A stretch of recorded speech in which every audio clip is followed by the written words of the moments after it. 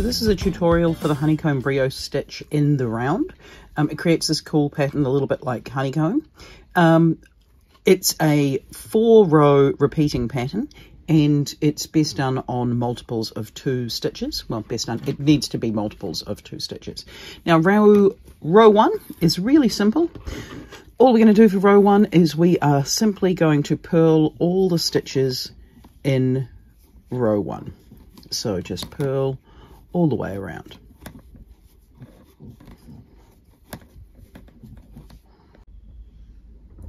Row 2, what we're going to do here is we are just going to knit a stitch, and then we're going to knit into the stitch below, which in our purl row, it's this little loopy thing and through the stitch itself. So you're going to end up with 2 loops on the back of your stitch. Then it's a case of knit 1 below, knit 1, and then knit 1 here below. You'll find that doing the knit 1 below is actually really easy. You can do it without really thinking too much. So again, it's just a knit 1 and then moving the stitches along, knit 1 below. So we're going to do that for the whole round, and then we're going to come back for row 3.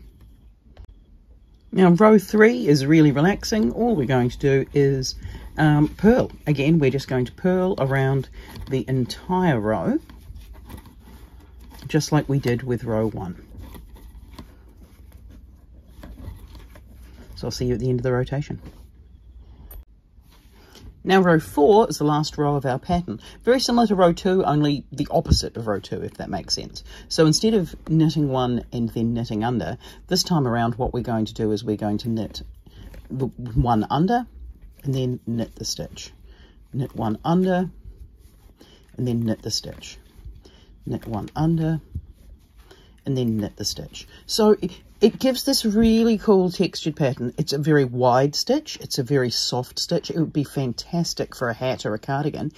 But it's a really simple stitch considering what it looks like in the end. So I highly recommend that you give it a go.